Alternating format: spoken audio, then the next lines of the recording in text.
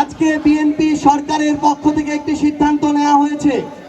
সিদ্ধান্তটি নেওয়া হয়েছে যে ম্যানেজিং কমিটির কিংবা গভর্নিং বডি যত ধরনের বেসরকারি স্কুল শিক্ষা প্রতিষ্ঠান আছে সেগুলোর গভর্নিং বডির সভাপতি হতে কোনো ধরনের শিক্ষাগত যোগ্যতা লাগবে না। অন্তর্বর্তীকালীন সরকারের সময়ে সিদ্ধান্ত নেওয়া হয়েছিল যে কোনো একটি শিক্ষা প্রতিষ্ঠানে বেসরকারি প্রতিষ্ঠানের ম্যানেজিং কমিটির সভাপতি হতে অন্তত স্নাতক অর্থাৎ অনার্স পাস কাউকে আসতে হবে।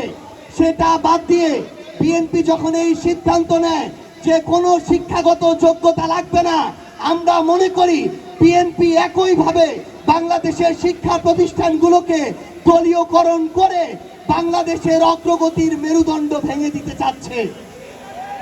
আওয়ামী লীগ যে প্রক্রিয়ায় বাংলাদেশের শিক্ষার মান এবং কোয়ালিটিকে ধ্বংস করে দিয়ে বাংলাদেশের স্বৈরাচার কায়েম করেছিল, বিএনপি যদি একই প্রক্রিয়ায় মুখে সবার আগে বাংলাদেশ আর কাজের সময় কোনো মানের দরকার নাই, যোগ্যতার দরকার নাই, এই প্রক্রিয়ায় যেতে চায়, তাহলে বাংলাদেশের জনগণ আগামীতে তাদেরকে প্রত্যাখ্যান করবে।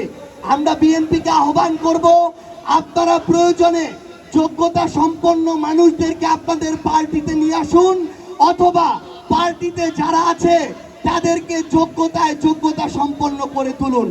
কিন্তু বাংলাদেশের শিক্ষা ব্যবস্থাকে নিয়ে আর কোনো ধরনের পায়তারা করার সুযোগ কাউকে দেয়া হবে না। সবার সাথে রাজপথে আবারও দেখা হবে। ইনকিলাব জিন্দাবাদ, জাতীয় নাগরিক পার্টি এনসিপি জিন্দাবাদ।